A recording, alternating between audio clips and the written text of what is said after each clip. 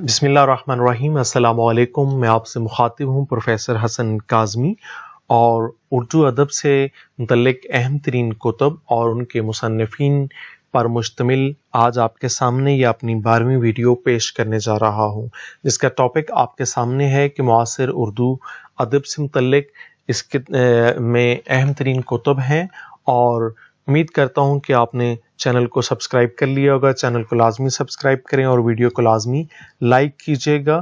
آئیے بلا فاصلہ ہم سٹارٹ کرتے ہیں آج کی اپنی اس 12ویں ویڈیو کو۔ ہمارا پہلا سوال ہے کتاب سے متعلق۔ کتاب کئی چاند تھے سرے آسماں، اور مصنف کا نام ہے شمس الرحمن، اور اس کتاب کا موضوع ہے ناول۔ یہ کتاب ایک ناول ہے۔ سوال آ سکتا ہے کہ کئی چاند تھے سرے آسماں، یہ کیا ہے؟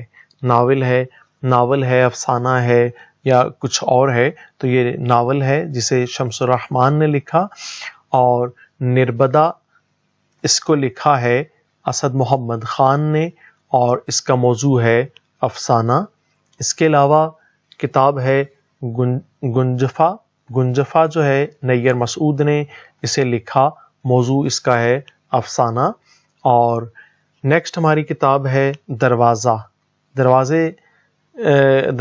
کتاب جو ہے اس کی مصنفہ ہیں خالدہ حسین، اور اس کا موضوع ہے افسانہ۔ نیکسٹ ہماری کتاب ہے درخت آدمی یا درخت آدمی، اور اسے لکھا ہے منشا یاد نے، موضوع ہے افسانہ۔ سوال آ سکتا ہے کہ یہ کتاب کس نے لکھی، یا اس کتاب کا موضوع کیا ہے، عنوان کیا ہے، کس ٹاپک پر لکھی گئی۔ اور نیکسٹ ہماری کتاب ہے آواز دے کے دیکھ لو۔ آواز دے کے دیکھ لو، اس کتاب کو لکھا ہے عباس اطہر نے، اور موضوع ہے معاصر نظم۔ یہ معاصر نظم ہے۔